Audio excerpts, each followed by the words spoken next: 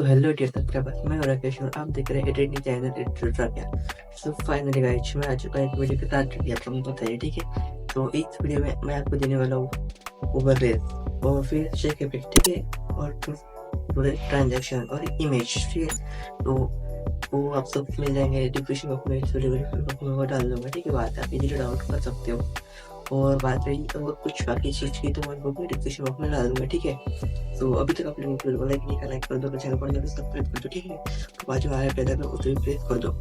सो ये देखो overlay and shake effect screen पे।